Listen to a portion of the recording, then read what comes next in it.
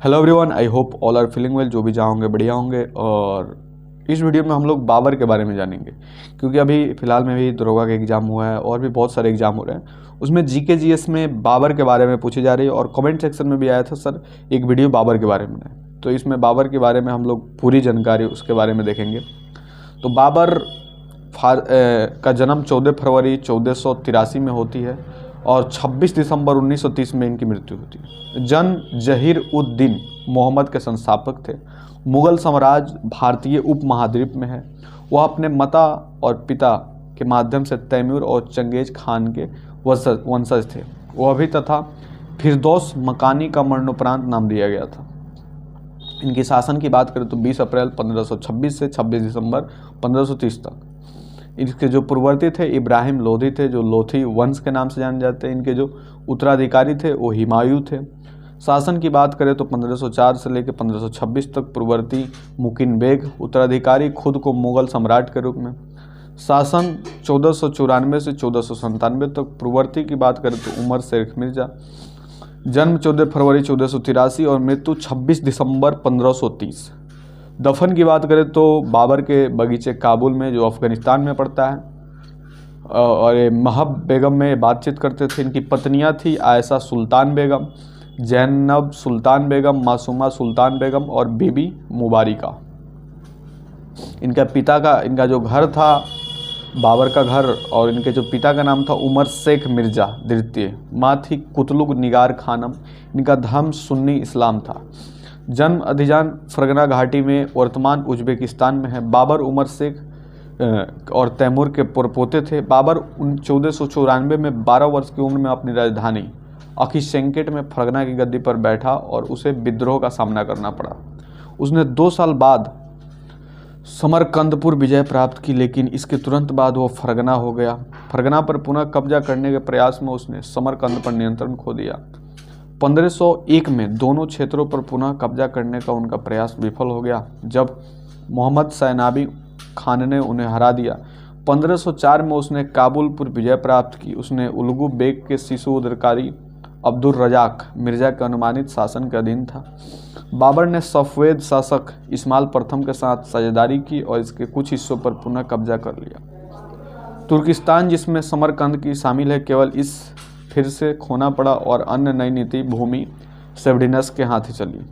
समरकंद को तीसरी बार हराने के बाद बाबर ने अपना ध्यान भारत की ओर लगाया और पड़ोसी साफविद यानी कि इब्राहिम लोदी को हराया। दिल्ली के सुल्तान पानीपत की पहली लड़ाई 1526 ईस्वी में मुगल साम्राज्य की स्थापना की। उस समय दिल्ली की सुल्तनत एक खत्म हो चुकी ताकत थी, जो लंबे समय से ढह रही थी।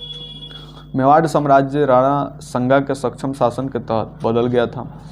उत्तरी भारत की सबसे मजबूत शक्तियों में से एक सांगा पृथ्वीराज चौहान के बाद पहली बार कई राजपूत कुलों को एकजुट किया गया और लगभग 1 लाख राजपूतों के एक बड़े गठबंधन के साथ बाबर पर आगे बढ़े। हालांकि बाबर की सैनिकों की कुशल स्थिति और आधुनिक रणनीति और गोलाबारी के कारण खानवा के युद्ध में संगा को बड़ी हार का सामना करना पड़ा। खानवा की लड़ाई भारतीय इतिहास की सबसे निर्णायक लड़ाइयों में से एक थी, पानीपत की पहली लड़ाई से भी अधिक, क्योंकि राणा संगा की हार उत्तरी भारत की मुगल विजय में एक महत्वपूर्ण घटना थी।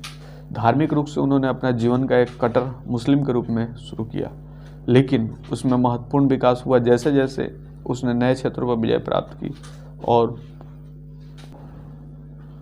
बाबर अधिक सहिष्णु हो गया। अन्य धर्मों को उन्हें साम्राज्य और उनके दरबार में शांतिपूर्वक सह अस्तित्व की अनुमति मिल गई। उनके धर्मशास्त्र कविता के प्रति एक निश्चित आकर्षण भी प्रदर्शित किया।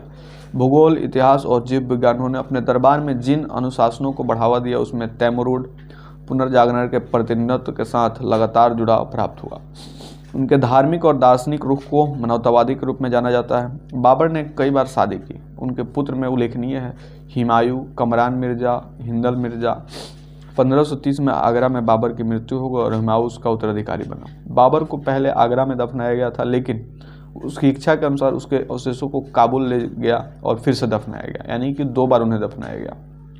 वह एक राष्ट्रीय नायक के रूप में शुमार है। उज्बेकिस्तान और किर्गिस्तान उनकी कई कविताएं लोकप्रिय गीत बन गई। उन्होंने बाबर नामा को चगाताई तुर्क में लिखा। इसकी फारसी में अनुवाद उनके पोते सम्राट अकबर के शासनकाल 1556 से 1605 के दौरान किया गया था। इनकी नाम की बात करें तो अरबी है, जहीर उद्दीन अरबी, जिसका अर्थ है विश्वास के रक्षक। इस्लाम और मोहम्मद का सामना करते हैं। इस्लामिक पैगंबर बाबर के लिए यह नाम सूफी संत ख्वाजा रहर से चुना था, जिन्होंने अपने पिता के आध्यात्मिक गुरु थे उनके मध्य एशियाई, जिससे विभिन्न प्रकार से लिखा गया था, उधार लिया गया था। तुर्क भाषाओं में बार बार आता है मध्य एशिया की यह शब्द, जिसका अर्थ है बाघ या पैंथर। बाबर शब्द फारसी नाम आमतौर पर बाबर और बाबर हिमायू तुर्क मंगोल सेना उसके उपनाम बाबर की अधिक लोकप्रियता के लिए जिम्मेदार हो सकती है। बाबर के संस्मरण उसके जीवन के विवरण का मुख्य स्रोत है। इन्हें बाबर नामा के नाम से जाना जाता है और ये चंगताई तुर्क में लिखे थे, जो कि उनकी मृत भाषा। हालांकि डेल के अनुसार उनका तुर्क गद्य उनकी वाक्य संरचना, आकृति विज्ञान या शब्द निर्माण और शब्दावली में अत्यधिक फारसीकृत है। बाबरनामा का अनुवाद बाबर के पोते अकबर के शासनकाल के दौरान फारसी में किया गया था। बाबर का जन्म 14 फरवरी 1483 को अंडीजान फरगना घाटी, समकालीन उज्बेकिस्तान व उमर शेख मिर्जा शासक के सबसे बड़े पुत्र थे। फरगना घाटी के अबू सैयद मिर्जा के पुत्र और उसकी पत्नी कतलुगी निगार खन्युमिस खान की बेटी। बाबर बरलास जनजाति से था, जो मुगलंतिक और फारसी संस्कृति को अपनाया था। वो भी सदियों पहले इस्लाम में परिवर्तित हो गए थे और तुर्किस्तान और चंगताई भाषा के अलावा बाबर फारसी, तैमुरिड, अभिजात वर्ग की भाषा में भी समान रूप से परंपरागत था। बाबर के कुछ रिश्तेदार जैसे उसके चाचा महमूद खान, मुगल खान और अहमद खान खुद को मंगोले के रूप में पहचानना जारी रखा, जिन्होंने बाद में अशांत वर्षों में अपनी किस्मत वापस पाने में मदद करने के लिए अपने भतीजों को मंगोल सैनिकों को उधार दिया था। इस बार बाबर, हालांकि नाम पात्र का मंगोल या फारसी भाषा में मुगल था, उसे अपना अधिकांश समर्थन अस्थायी तुर्क और ईसाई से मिला। मध्य एशिया के लोग और उसकी सेना अपनी जातीय संरचना में विविध थी। इससे शॉर्ट्स, तजिक जातीय, अफगानिस्तान, अरब, साथ ही मध्य एशिया से बरलास और चगाहटी तुर्क मंगोल थी। तो ये था बाबर के बारे में छोटी सी इन्फॉर्मेशन। बाकी इसका जो विस्तृत जानकारी है अगले वीडियो में बताई जाएगी, और ये छोटी सी इन्फॉर्मेशन आपको कैसी लगी कमेंट करके बताएंगे। जल्दी मिलते हैं नेक्स्ट वीडियो में, तब तक के लिए बाय बाय।